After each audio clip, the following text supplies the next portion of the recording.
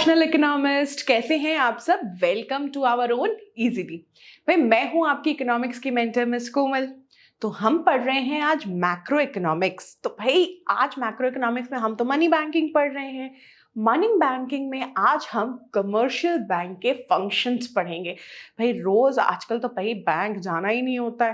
पहले तो हम ये सोचते थे कि बच्चों को अपने साथ बैंक ले जाएंगे, थोड़ा दिखा देंगे कि भाई देखो ये कैशियर है, ये काम हो रहा है, वो काम हो रहा है।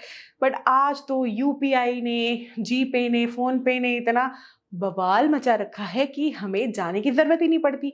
तो मैं कोशिश करूंगी कि बिना बैंक ले जाए आपको आज कमर्शियल बैंक के फंक्शंस समझा दूं। चलें आगे। तो भाई, उसके पहले थोड़ा सा जान लेना, ये वीडियो कहाँ मिलेगा? ये वीडियो मिलेगा हमें इजीली के ऐप पर और यूट्यूब पर। तो भाई, कहीं से भी हम आपका पीछा नहीं छोड़ने वाले, राइट? तो आपको टाइप करना है क्या?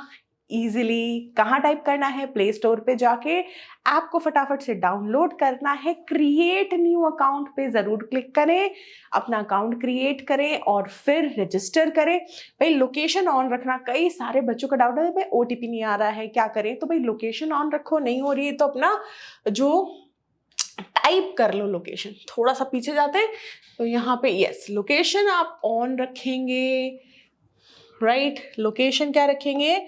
ऑन रखेंगे। और अगर लोकेशन ऑटो ट्रैक नहीं हुई तो हम यहाँ पे लोकेशन जो है वो टाइप कर देंगे। क्या कर देंगे? टाइप कर देंगे। ठीक है, तो ये बात हुई हमारी। फिर आपको मिलेंगे ये कोर्सेज जहाँ के कॉम्पिटिटिव एग्जाम्स हो गए, 11-12 की प्रिपरेशन और CUET। भाई, CUET 11-12 की प्रिपरेशन आप हमारे साथ करिए। कॉम्पिटिटिव एग्जाम्स जैसे कि नीट, जेई का भी प्रिपरेशन होगा। आप क्लास 12 में है तो आपको ज्वाइन करना है हमारे साथ शिखर 2.0। पहले भी हमने एक शिखर का बैच लिया है, उसके भी सारे वीडियोस यूट्यूब पे मिलेंगे। और ये है हमारा नया नया शिखर बैच जिसमें हम करंट सिलेबस यानी 2023-24 के बच्चों के लिए ये है शिखर बैच कॉमर्स का। क्या क्या पढ़ेंगे आप हमारे साथ? अकाउंट्स पढ़ेंगे आप हमारे साथ, यहाँ पे BST की प्रिपरेशन करेंगे, eco and yes of course maths. ठीक है, तो ये सारी चीजें आपको फ्री ऑफ कॉस्ट मिलेगी ओनली इफ आप यहाँ पे ये कोड फ्री इजीली कोड के साथ, थोड़ा सा और दिखा दो मैम, फ्री इजीली कोड कौन सा है? भाई, ये देखिए, ये है फ्री इजीली कोड।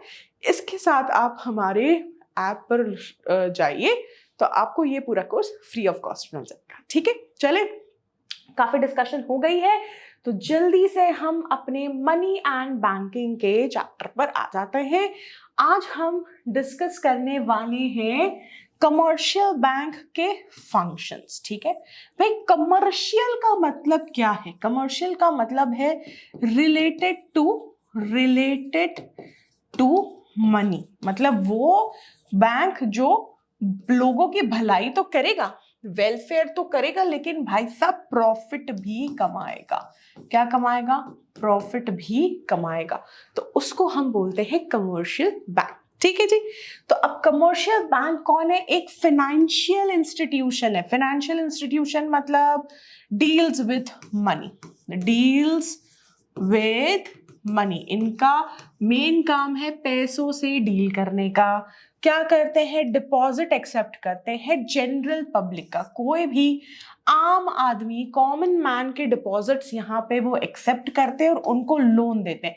यही क्या है? उनका सबसे सबसे इंपॉर्टेंट जो मेन टास्क है। मेन टास्क किसी भी कमर्शियल बैंक का क्या है भाई? डिपॉजिट एक्सेप्ट करना और लोन देना। ठीक है, इन्वेस्टमेंट्स भी करते हैं। ठीक है, कमर्शियल बैंक्स जो हैं वो share market, stock market, commodity market में भी इन्वेस्ट करते हैं। वो म्यूचुअल फंड्स भी खरीदते हैं ताकि आपके पैसे जो यूं ही पड़े हैं उनसे ज्यादा रेट ऑफ इंटरेस्ट कमाए और कुछ रेट ऑफ इंटरेस्ट आपको दे दे। तो अगर आपने डिपॉजिट रखा है 5,000 रुपए तो आपको भी वो रेट ऑफ इंटरेस्ट दे रहे हैं 3% या 4% या 2% का। और जहां वो पैसे इन्वेस्ट कर रहे हैं वहां से थोड़ा ज्यादा कमा रहे हैं। तो भाई, जो मैंने कमाया उसका थोड़ा हिस्सा कस्टमर का और थोड़ा हिस्सा बैंक का। तभी तो वो कमर्शियल बैंक है, क्योंकि आपको लोन देते हैं तो इंटरेस्ट मिलता है, आपके डिपॉजिट किए हुए पैसे वो कहीं और इन्वेस्ट करते हैं तो भी पैसे मिलते हैं। तो हो गया ना अच्छा खासा बिजनेस। ये हो गई बात हमारे कमर्शियल बैंक की। तो भाई जल्दी से एग्जाम्पल थोड़े बहुत अगर कमेंट बॉक्स में आप लिख दें, आई नो थोड़ा बहुत तो लिख ही सकते हो, है ना। तो भाई वीडियो देखते देखते कमेंट बॉक्स पे मेरे और आपकी बातचीत जारी रहनी चाहिए। तो भाई एग्जाम्पल के लिए जैसे सबसे बड़ा बैंक है कमर्शियल बैंक इंडिया का स्टेट बैंक ऑफ इंडिया, ठीक है। HDFC जो है हमारा, HDFC वो भी कमर्शियल बैंक है। ICICI वो भी कमर्शियल बैंक है।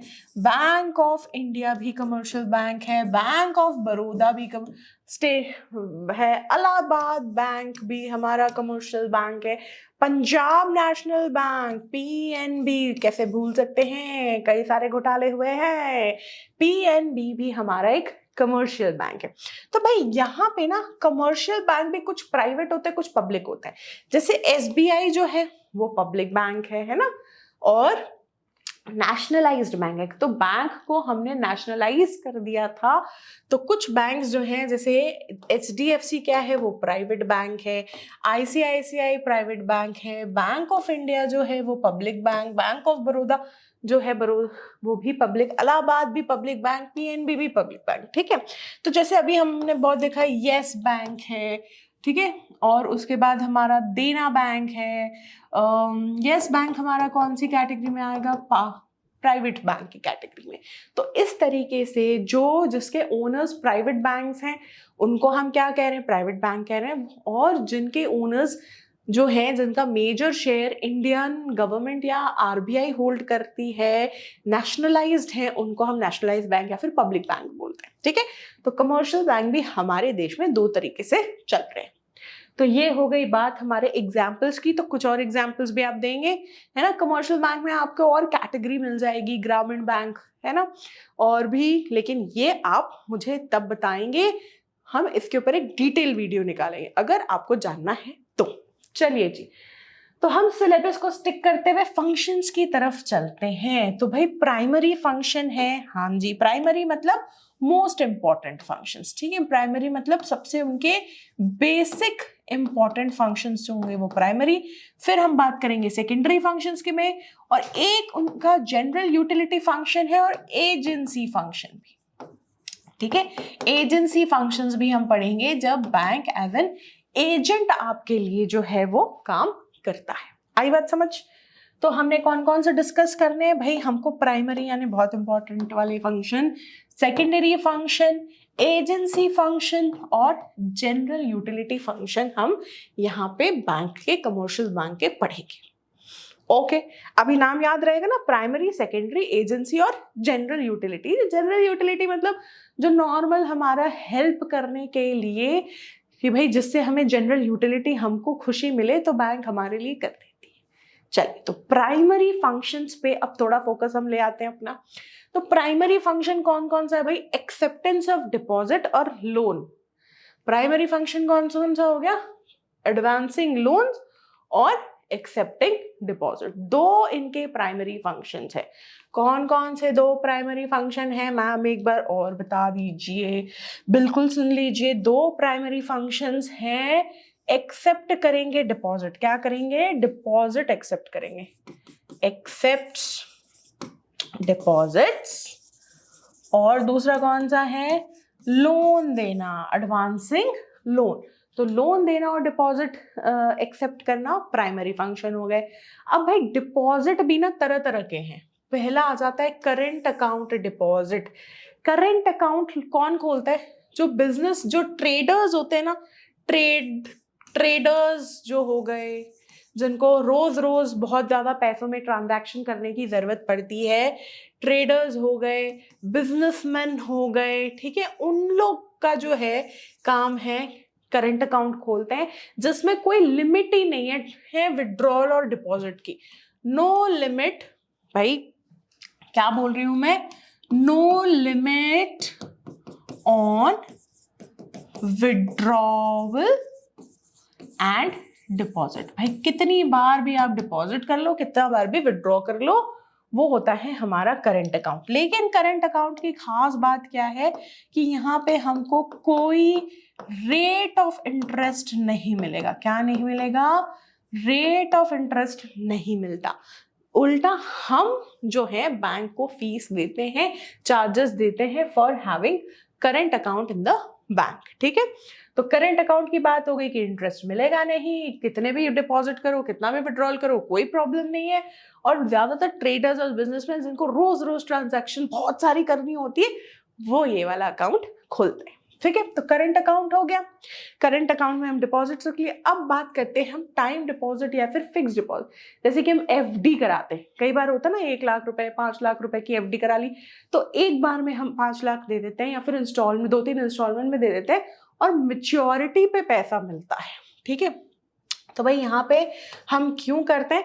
लॉन्ग टर्म सेविंग के लिए। क्यों किया है?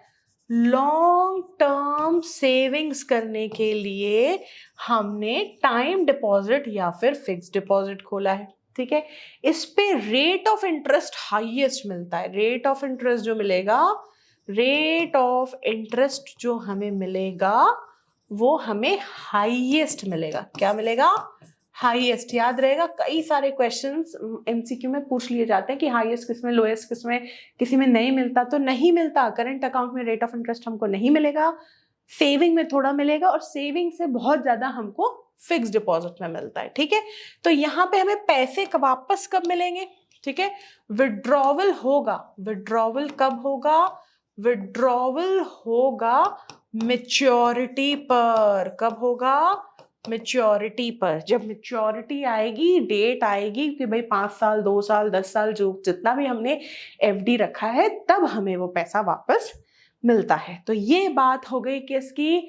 ये बात हो गई हमारे टाइम डिपॉजिट की। ठीक है जी, अब बात करें जरा सा सेविंग डिपॉजिट के ऊपर। तो सेविंग में हम रख सकते हैं, जितनी बार भी पैसा चाहे डिपॉजिट कर लो, लेकिन विड्रॉल पे लिमिट है। ठीक है, नो लिमिट ऑन डिपॉजिट। चाहे डिपॉजिट हम कितनी ही बार कर लें, लेकिन लिमिट्स ऑन विड्रॉल। लिमिट किसके ऊपर लगाई है? Limit on withdrawal. तो विड्रॉवल जो है, पैसा निकालना हम एक लिमिटेड टाइम ही कर सकते हैं। पूरे महीने में जितनी बार उतनी बार मन है उतनी बार नहीं निकाल सकते, नहीं तो चार्जेस लगा देंगे ये। ठीक है, तो लिमिट, डिपॉजिट में कोई लिमिट नहीं, करते रहो डिपॉजिट, लेकिन निकालने के वक्त लिमिट है। रेट ऑफ इंटरेस्ट मिलता है, बिल्कुल मिलता है। Rate of interest lower than FD होता है। ठीक है, जो फिक्स डिपॉजिट या फिर टाइम डिपॉजिट हमने किया है, उससे थोड़ा कम डिपॉजिट हमें यहाँ मिलेगा। तो ये बात हो गई हमारे सेविंग डिपॉजिट, टाइम डिपॉजिट और करंट अकाउंट डिपॉजिट की। आई बात समझ? एक बार जल्दी से स्क्रीनशॉट ले लो, मैं हट जाती हूँ, फटाक से स्क्रीनशॉट ले लो। ठीक है, आगे चलें। चलो भी आगे चलते हैं। अब एक बार जल्दी से इनके डिफरेंसेस भी हम क्विक स्टडी कर लेते हैं। तो पहला डिफरेंस में जो हम देख रहे हैं यहाँ पे कि भाई हमारे पास है चेक फैसिलिटी। तो भाई चेक फैसिलिटी हमको डिमांड डिपॉजिट कौन सा है? करंट अकाउंट वाला डिपॉजिट और फिक्स डिपॉजिट। ठीक है, सॉरी, करंट अकाउंट और सेविंग अकाउंट। करंट अकाउंट और लिख दूं एक बार कि भाई मैम कौन से डिपॉजिट की बात कर रही है? डिमांड डिपॉजिट का मतलब हो गया करंट अकाउंट वाला और सेविंग अकाउंट वाला। तो चेक फैसिलिटी मिलती है, हाँ जी, आपको चेक फैसिलिटी, चेकबुक जो है वो मिलेगी। चेक लिख के आप किसी को दे सकते हैं पैसे। लेकिन एफडी जो है वो नॉन चेकेबल होता है। एफडी आप जिसने कराई है उसी को मेच्योरिटी पे वो पैसा वापस मिलता है। तो एफडी के लिए आपको चेक की कोई जरूरत नहीं है। ठीक है,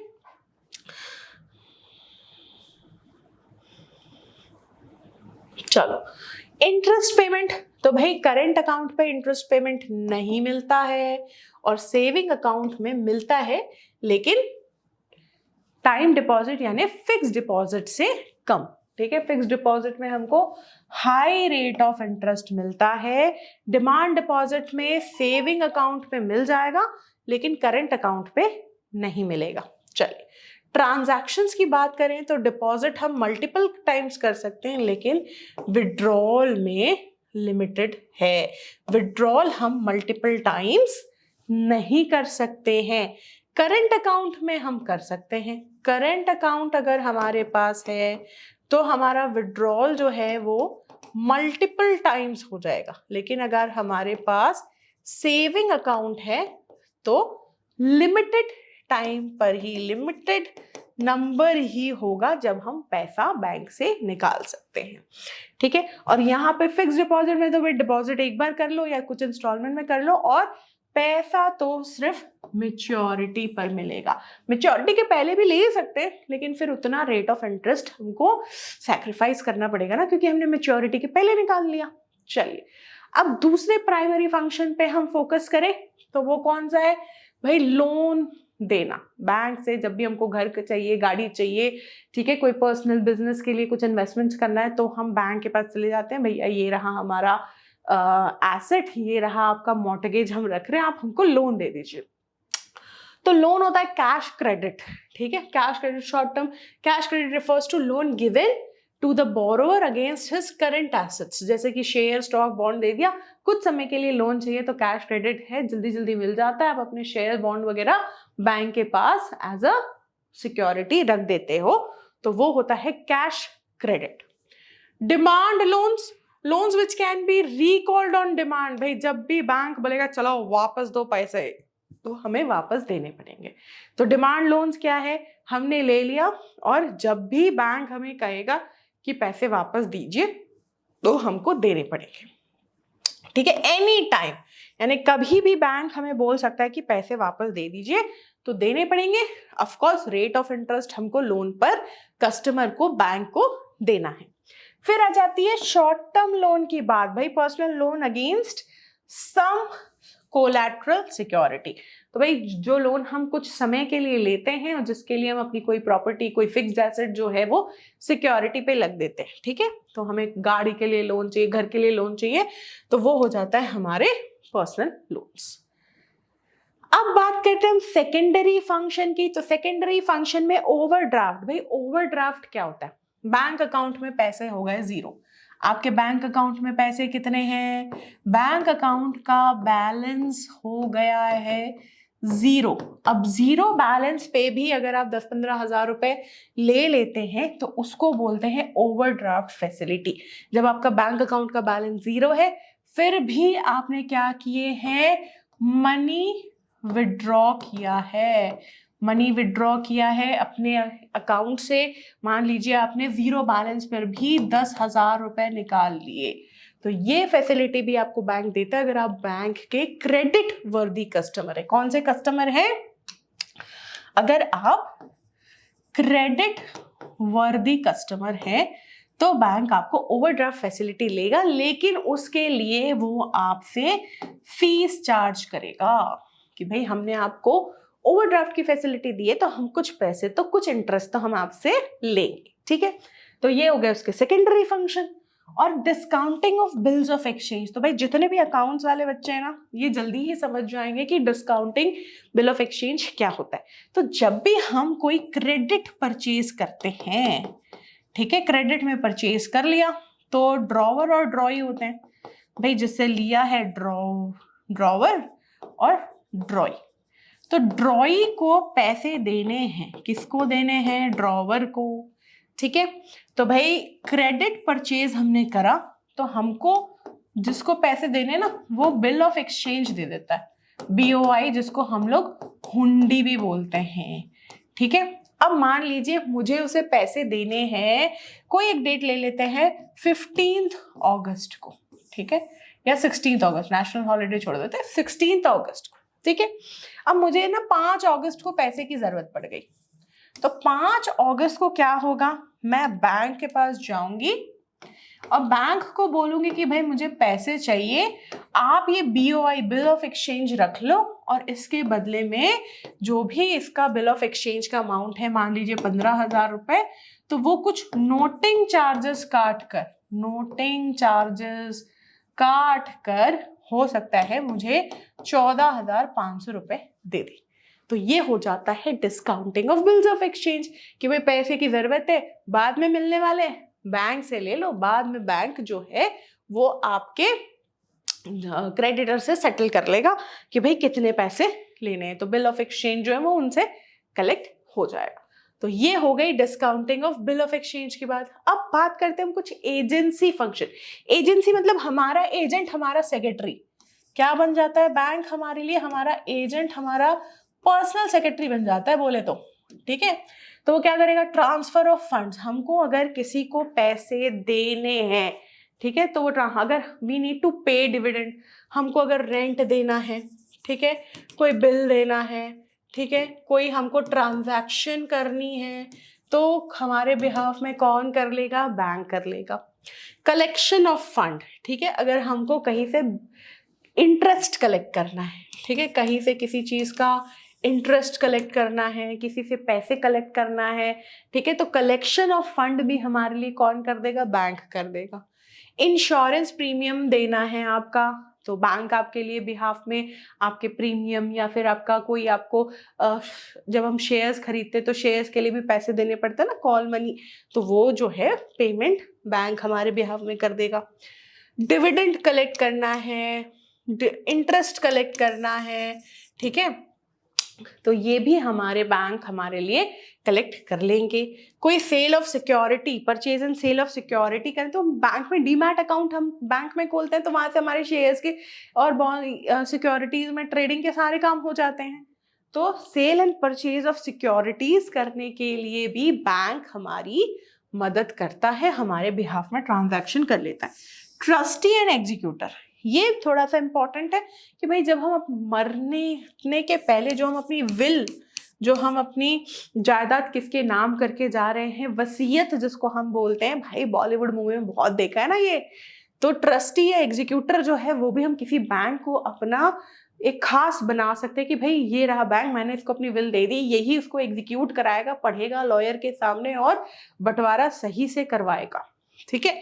तो ये होता है ट्रस्टी या फिर एग्जीक्यूटर का काम, यानी विल वगैरह जो होती है, जो लोग अपनी विल छोड़ के जाते हैं तो वो अपने जिस भी बैंक पर वो उनको ट्रस्ट है उसको अपना ट्रस्टी एंड एग्जीक्यूटर बना सकते हैं कि भाई हम ट्रस्ट करते हैं कि ये वाला विल जो है, जो मेरी वसीयत है, वो मेरे मरने के बाद ये वाला बैंक सारे काम ठीक से करवा देगा, उसको एग्जीक्यूट करवा देगा। मेरे 3 बेटे हैं, उनमें जैसे जैसे मैंने प्रॉपर्टी बांटने को बोली है बांट देगा।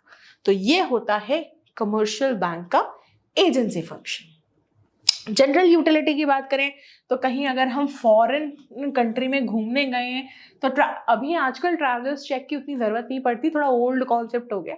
अब तो नया नया कॉन्सेप्ट आ रहा है, हम यूपीआई से भी कर सकते हैं, हम फॉरेन कंट्री में जाके अपने international debit credit card use कर लेते हैं। तो पुराने टाइम में ट्रैवलर्स चेक हुआ या लेटर ऑफ क्रेडिट, यानी क्रेडिट वर्दीनेस के लिए, जैसे क्रेडिट वर्दीनेस के लिए हम बैंक से लेटर ऑफ क्रेडिट ले लेते हैं कि भाई हमारे बिहाफ में आप जो हैं, आप हमारी सिक्योरिटी थोड़ा सा हमारे बारे में अच्छा बोल दीजिए, ठीक है। तो लेटर ऑफ क्रेडिट दे देता है बैंक, जिससे आपको कहीं भी पैसों वैसों का काम हो तो आपके ऊपर लोग विश्वास कर लेते हैं। लॉकर फैसिलिटी मिलती है जहाँ पे हम अपने इम्पॉर्टेंट डॉक्यूमेंट्स रख सकते हैं, हम अपने प्रीशियस चीज़ें या फिर ज्वेलरी जिसको हम कहते हैं, मोस्टली ज्वेलरी रखने के लिए लॉकर्स बहुत यूज में आते हैं इंडिया में, है ना। अंडरराइटिंग सिक्योरिटीज, ये बहुत इंटरेस्टिंग है। तो क्या होता है, जब भी कोई कंपनी अपने शेयर्स इशू करती है, क्या करती है, शेयर्स आईपीओ, मतलब आईपीओ करती है, जब अपने फर्स्ट टाइम या शेयर्स अपने इशू करती है, तो क्या होता है, उसका होना चाहिए 90% सब्सक्रिप्शन। कितना परसेंट होना चाहिए? 90%। अगर किसी कंपनी को थोड़ा डर हो कि अरे मेरा 90% होगा कि नहीं होगा, तो वो क्या करते हैं, अंडरराइटर्स ले लेते हैं। तो अंडरराइटर्स क्या करते हैं, on behalf of that company वो शेयर्स खरीद लेते हैं। तो ये हो गया अंडरराइटिंग सिक्योरिटीज। अंडरराइट मतलब शेयर्स खरीद लेते हैं ताकि ये 90% सब्सक्रिप्शन जो है वो रीच हो जाए। नहीं तो 90% नहीं हुआ तो पूरे पैसे वापस देने पड़ेंगे जो भी उन्होंने कस्टमर से, पब्लिक से लिया है कंपनी ने। तो इसीलिए अंडरराइटर्स क्या करते हैं कि मान लो 5% की कमी हो रही है, आपके 90% में 5% कम हो रहा है, 85% लोगों ने खरीद लिया आपके शेयर, लेकिन 5% बचे हैं। तो फिर कमर्शियल बैंक जो है वो अंडरराइट कर लेगी, खुद खरीद लेगी मार्केट से आपकी सिक्योरिटीज। उसके लिए वो क्या चार्ज करती है, वो चार्ज करती है अंडरराइटिंग कमीशन। क्या चार्ज करते हैं, अंडरराइटिंग कमीशन लेके आपके शेयर्स वो मार्केट से खरीद लेते हैं। तो ये बात हुई हमारे कमर्शियल बैंक की जनरल यूटिलिटी फंक्शन की। तो हमने आज क्या क्या पढ़ लिया भाई? कमर्शियल बैंक एक फाइनेंशियल इंस्टीट्यूशन है, हमने एग्जाम्पल देखा SBI या by state bank of India, Punjab national bank, bank of Baroda, ICICI, HDFC, ये सारे हमारे कमर्शियल बैंक हैं। इनके primary functions, secondary functions, general utility function और एजेंसी फंक्शन, 4 तरह के फंक्शंस हैं। हमको अपने CBSE और के लिए क्या एकदम अच्छे से कौन से फंक्शंस पढ़ के रखने, प्राइमरी और सेकेंडरी। जनरल और एजेंसी का एक रीडिंग लगा लेना, कभी कभी MCQ वगैरह में पूछ लेते हैं, है ना, क्योंकि अभी न्यू इकोनॉमिक पॉलिसी के कारण कुछ भी थोड़ा इधर उधर से भी आ सकता है, तो हमें नॉलेज रखनी पड़ेगी। Thank you so much. Hope so आपको ये लेक्चर अच्छा मिल लगा हो। तो थोड़ा सा अगर कोई डाउट है तो कमेंट में जरूर पूछ लेना। फिर मिलेंगे हम अपने अगले लेक्चर के साथ। Till then, learn with a smile.